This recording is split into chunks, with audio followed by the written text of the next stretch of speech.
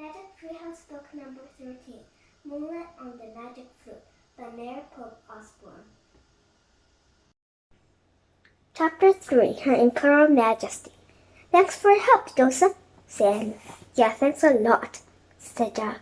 You're very welcome, said Joseph. I hope you enjoy yourselves at the party.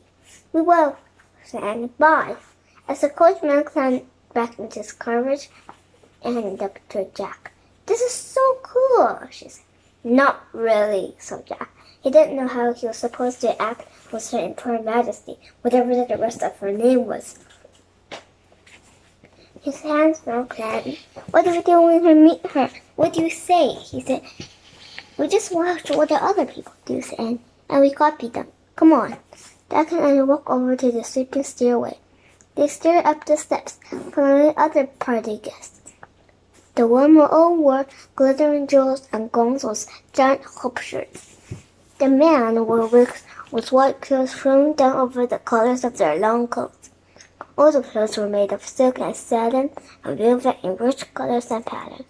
Oh, brother, said Jack. What? said Annie. There's the kid who yelled at me, Jack said. A small boy from a blue coat was standing at the top of the stairs. He wore a lilac-colored coat with skull gray. A tiny sword hung from his side. A sword? Jack, that's ridiculous. He can't be more than 4 or 5 years old. A boy turned and caught sight of Jack and Annie. A big smile crossed his round face. He waved at them. He's cute, said Annie. She waved back. Not really, said Jack. A man grabbed the boy's hand and pulled him into the palace. And I thought, I look funny, said Jack. How's my wig now? Annie giggled. It's crooked again, she said, and your ears are poking out. Hold on. Jack and Annie stopped on the stairs. Annie grabbed both sides of Jack's wig and gave it a good yank. Move along, children, you're holding up the line, a woman behind them said. Annie picked up her hop skirt. She and Jack hurried up the stairs. At the top, Jack put their invitation at his pocket again. He led Annie into the palace and showed them the invitation to a god in a red uniform. Followed the line through the lantern room and into the great rosa room, the god said. Jack saw a line of party guests walking slowly through a candlelit room. He and Annie quickly joined the line. The room was filled with sounds of whispering and rustling of silk. A young girl in a white dress and white roses was standing near Jack and Annie. And the line moved, Jack waited for the girl to go ahead. The girl smiled. I'm not in line, she said in a soft voice. I'm waiting for my brother. Jack nodded, and he and Annie stepped forward. Jack craned his neck to get a better view inside the great rosa room. He didn't see Her Imperial Majesty yet, but he could see part of the fancy room with its red velvet chairs and gold-trimmed, glossy white walls. Another guest entered the great rosa room, and Jack and Annie took a step closer to the door. Now Jack could see Her Imperial Majesty. She was a tall, plump woman dressed in a blue silk gown with ruffles. To Jack's surprise, the little kid was still sitting in her lap. A long row of older children stood behind her. Jack turned to Annie. Do you think those kids are? He asked, and shook. They're the children of Her Imperial Majesty, said the girl who was both in Jack earlier. The Imperial children. Thanks, said Annie. The Imperial children look pretty and friendly, Jack whispered to Annie. The little boy with the sword was the only one smiling. Well, it must be really hard to stand there with stuffed close to the wig while other people are being received, Annie whispered back. Prepare yourselves, you're next, the servant at the door said to Jack and Annie. Oh no, thought Jack. He'd be too busy looking at the Imperial children to watch the guests in front of him.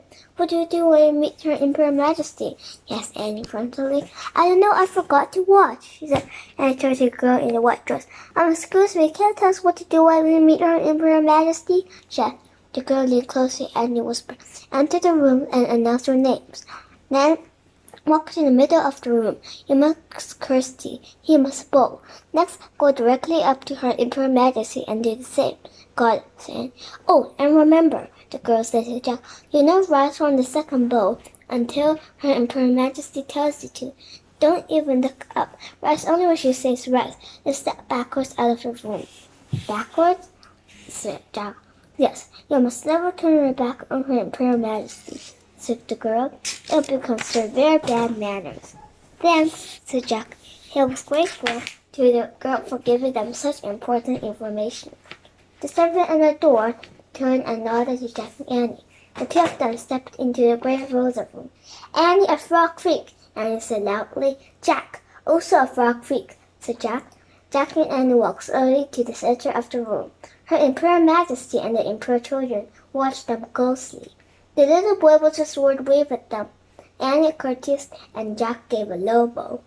Then Jack and Annie walked closer to Her Imperial Majesty. She had a double chin, a high forehead, and lots of teeny blonde curls. Jack smiled at her, but her pale face stayed very serious.